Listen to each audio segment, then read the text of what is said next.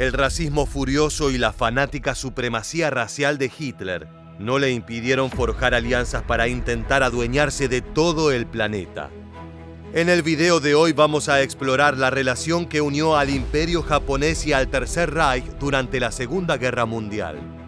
Prepárense para una nueva y apasionante entrega de Historia Militar.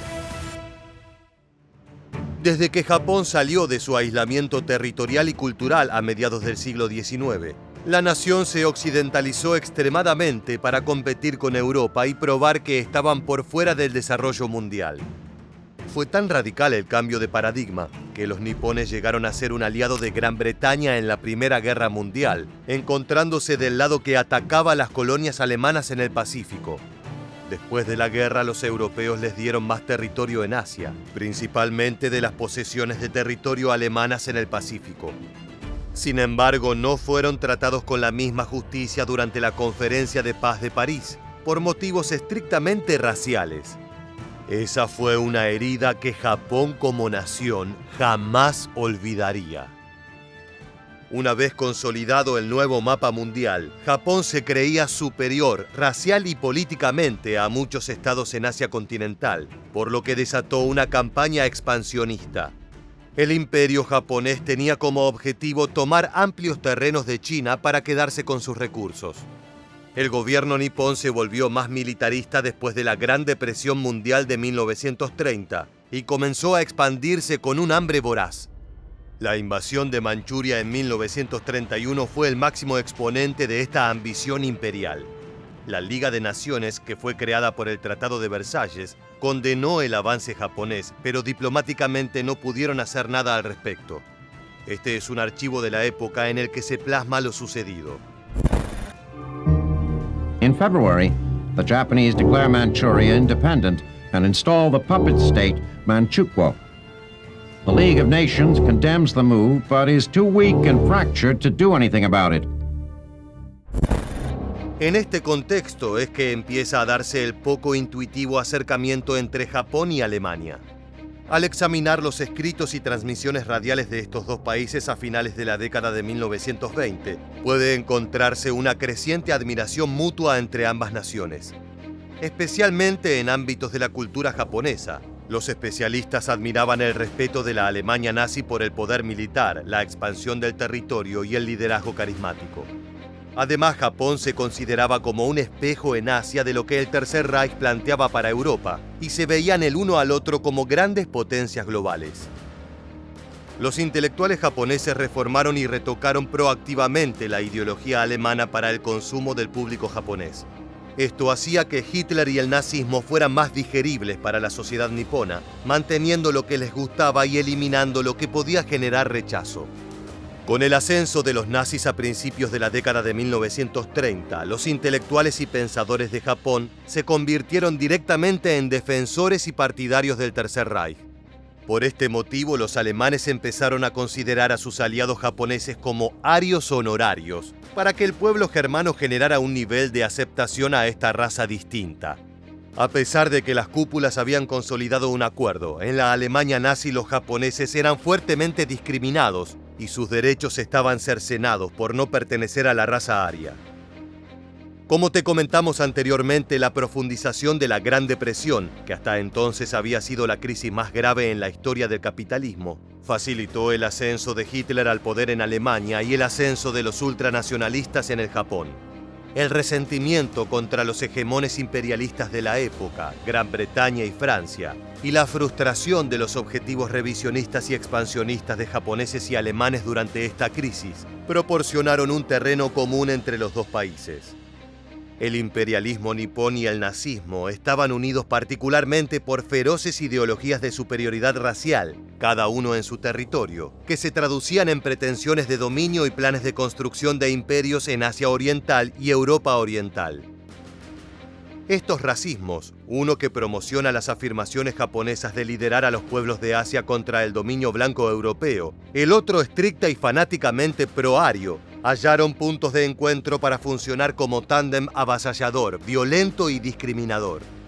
Así como existió el Holocausto en la Alemania nazi, los japoneses también masacraron por cuestiones raciales a sus enemigos, como en el caso de la masacre de Nankín. The fall of the city on 13 December sparks a wave of atrocities by the victorious Japanese. Troops rape thousands of Chinese women and force thousands more into sexual slavery. Some 40,000 Chinese civilians are tortured and killed. Women and children are buried alive. The world is outraged and condemns this rape of Nanking. En los dos países, el Führer y el emperador encontraron un enemigo común que unificaba su discurso de odio: el comunismo. De esta manera, las primeras acciones de gobierno de estos mandatarios al poder fue acallar, apresar y eliminar a la oposición política, entre la que se encontraban los comunistas más acérrimos, partidos de consenso social y sindicatos. Luego siguieron militarizándose fuertemente para estar preparados para cualquier posibilidad de conflicto bélico. Si bien no se deben exagerar los paralelismos con el caso japonés, no es difícil entender cómo la Alemania nazi y el Japón imperial pudieron reconocer caminos similares hasta ese momento. La pregunta que cabe hacerse es cuál fue el motor que propició realmente los vínculos concretos entre el Tercer Reich y el Japón de Hirohito.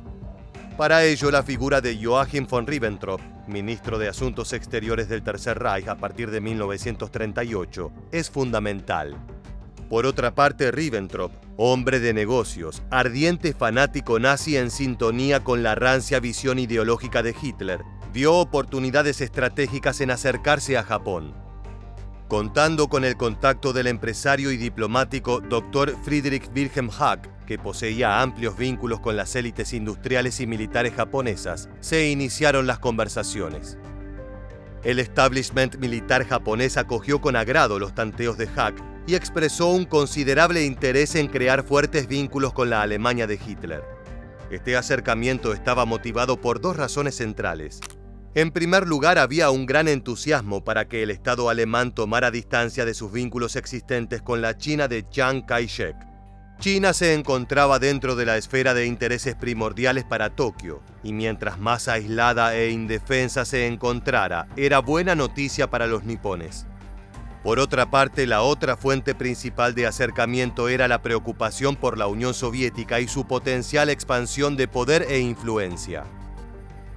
El agregado militar y más tarde embajador en Berlín, Hiroshi Oshima, le presentó una interesante propuesta a Ribbentrop. La oferta de Oshima, denominada Pacto Anticomintern, giraba en torno a una oposición común al riesgo que presentaba el comunismo por parte de los dos países.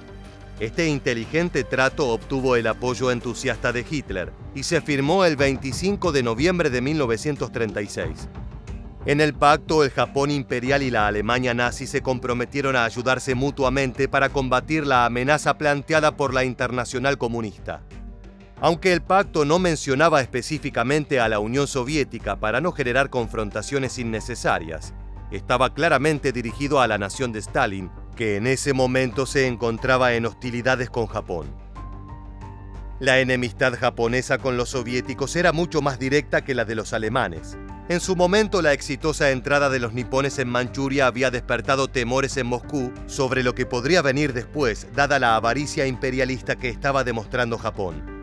Posteriormente, en 1936, la URSS de Stalin y Mongolia, pleno territorio asiático, habían firmado un acuerdo de cooperación mutua que obligaba a cada parte a acudir en ayuda de la otra en caso de agresión por un tercero. Las distintas alianzas internacionales eran sumamente estratégicas y parecían estar preparándose para un conflicto que estaba a punto de estallar. A finales de agosto de 1939 faltaba poco para que Hitler invadiera Polonia, y mientras la Segunda Guerra Mundial estaba por comenzar en Europa, la Unión Soviética y Japón iban a librar una de las mayores disputas con tanques que puedan recordarse a lo largo de la frontera entre Mongolia y Manchuria, tal como se ve en el metraje de la época.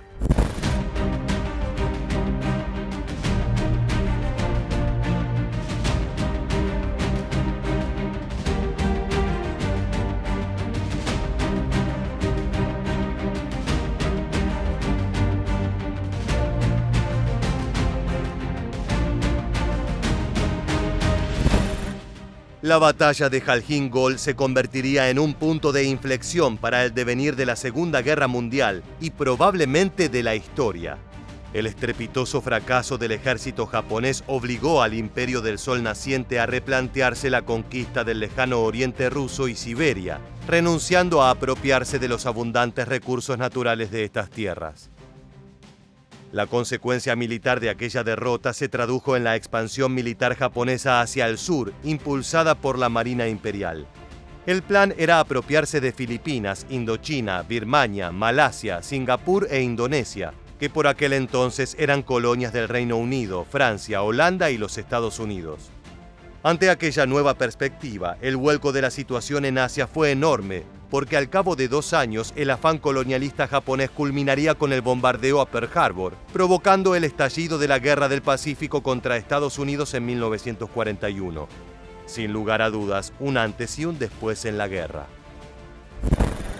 December 7th, 1941, a day of infamy. Even as Japanese diplomats were conferring with Secretary of State Hull on peace measures, Nipponese planes were swooping down on Pearl Harbor. This pictorial record includes both U.S. films and pictures made by the enemy as they dropped their load of death on the naval base, on Wheeler Field, on civilian homes and schools.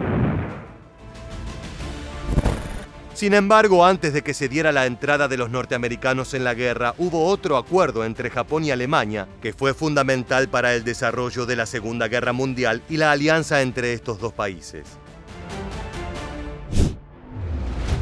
El conocido como Pacto Tripartito, firmado el 27 de septiembre de 1940, además de incluir a los nipones y a los nazis, sumaba al trío a la Italia fascista de Mussolini.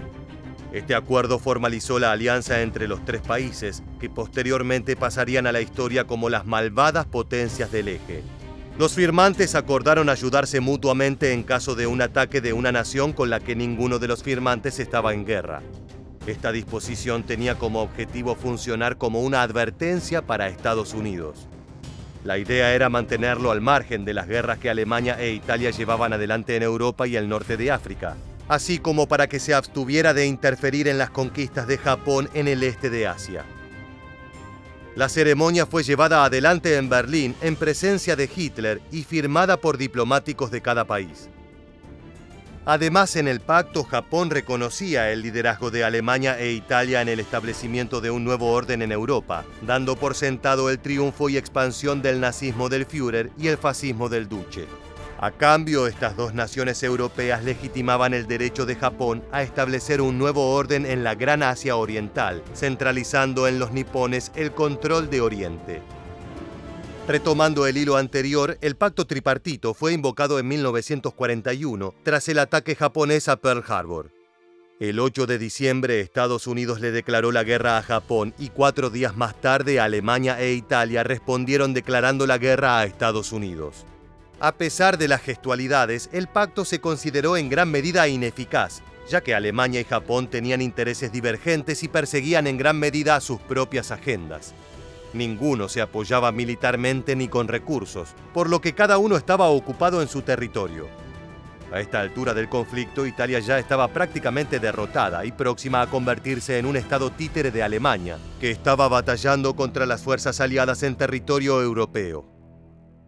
Por su parte, Japón también hizo caso omiso del pacto cuando en abril de 1941 firmó un tratado de neutralidad con la Unión Soviética porque lo veía como un potencial socio en el caso de que Estados Unidos venciera a los nazis y confrontara directamente con los japoneses. Por esa razón, cuando 2 meses después de aquel convenio secreto la Alemania de Hitler invadió el país comunista, los japoneses rechazaron los llamamientos del Tercer Reich para intervenir a favor de los nazis. El impedimento evidente era que la alianza estuvo limitada desde un principio por las grandes distancias físicas que separaban a las potencias del eje. En su mayor parte se podría decir que Japón y Alemania libraron guerras separadas. Cada uno de los regímenes totalitarios siguió combatiendo a los aliados por su cuenta, mientras se iban debilitando y perdiendo terreno hasta desintegrarse lentamente. Una vez que la Segunda Guerra Mundial concluyó oficialmente con la derrota del Imperio de Japón, rápidamente se buscó juzgar a los principales criminales de guerra alemanes y japoneses en el año 1946. mientras los japoneses tuvieron que enfrentarse a los juicios de Tokio. En los juicios de Nuremberg se abordaron los principales crímenes de guerra alemanes.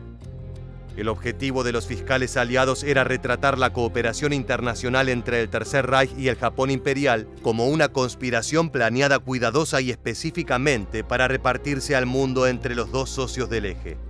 Si bien es cierto que existió una cooperación militar limitada y cautelosa entre Japón y Alemania durante la Segunda Guerra Mundial, no existen documentos que corroboren o prueben fehacientemente una planificación a largo plazo o una coordinación real de las operaciones militares de ambas potencias. La alianza sucedida entre Japón y Alemania durante la Segunda Guerra Mundial puede parecer extraña, ya que no dio muchos resultados en términos bélicos o estratégicos. Cada uno tenía sus objetivos propios y concretos, y al parecer solamente coincidieron en tener enemigos en común: el Reino Unido, Estados Unidos y Francia. Tanto el Imperio japonés como el Tercer Reich vio en el otro una posibilidad de alianza en el caso de que ambos triunfaran en sus gestas, pero no sucedió así. El agotamiento de la capacidad ofensiva del eje y la presión cada vez más intensa de los aliados acabaron sellando definitivamente el insípido destino del pacto tripartito, con una Alemania nazi que terminó rindiéndose en mayo de 1945 y un Japón imperial que lo haría unos meses más tarde, tras los bombardeos atómicos de Hiroshima y Nagasaki. The Japanese Foreign Minister signed the instrument of surrender, followed by the Army Chief of Staff. General MacArthur signed. Eyewitnesses saw his hands tremble. Let us pray that peace be now restored to the world and that God will preserve it always. These proceedings are closed. Lo más sorprendente de esta alianza fue la apertura de Hitler a trabajar con los japoneses a pesar de su furibundo racismo, que claramente escondía al momento de negociar con los nipones. ¿Qué llevó al Führer y al emperador Hirohito a forjar una alianza tan declarada como improductiva entre los dos países? Lo más curioso es que aún hoy sigue siendo objeto de estudios de historiadores y especialistas. De esta manera estamos llegando al final del video de hoy. Te agradecemos haber llegado hasta el final y te esperamos en las próximas entregas de Historia Militar.